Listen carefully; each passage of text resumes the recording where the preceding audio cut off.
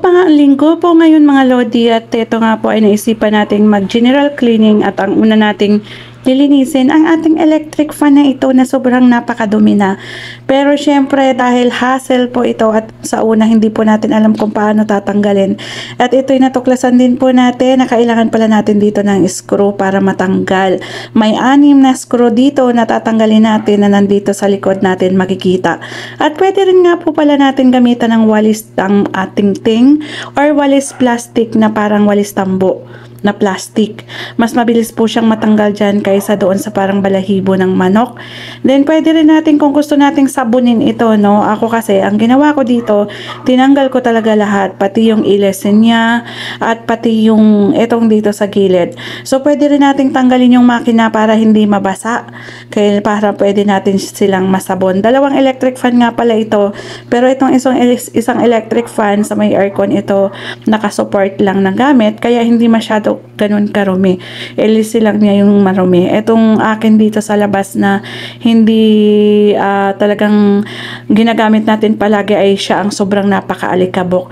So plano ko nga hugasan ito at sabunin, kaya pati yung gitna ay tatanggalin natin.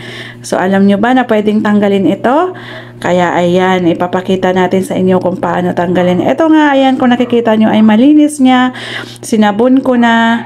Ayan na. So patutuyuin na natin yan siya para maikabit mamaya ng malinis. At syempre, wala na yung hindi na siya basa. So itatapat lang natin yan dyan sa electric fan. Ayan. Ganito tayo maglinis lahat, no? Kahit electric fan lang yung ano natin, pero napapalinis tayo ng ibang lugar.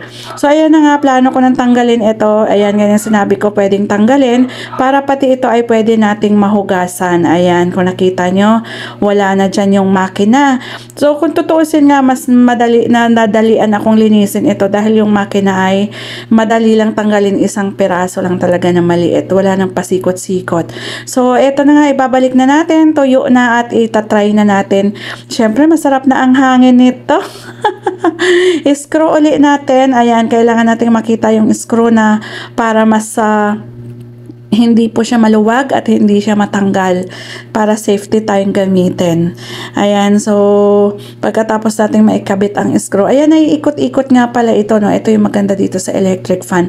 Buy one take one nga pala ito ng binili nung mag-asawa, yung anak ko at ang hubby niya. So medyo nakatipid tayo dito. Parang 2,000 yata is 2 peraso na, buy one take one. So ayan, try natin. Ang sarap ng hangin kapag malinis talaga ang gamit natin sa bahay, masarap gamitin. So ayan mga mi, kung kayo ay naghahanap kung paano linisin, yun lang po ang ginawa ko. Ayan, tapos na po. At paanda rin na po natin. Ayan. So, lumakas na po yung hangin ng ating electric fan kasi bagong linis. Kaya dun sa mga parang ang akala nila ay mahina na yung hangin, linis lang po katapat niyan. Bye for now!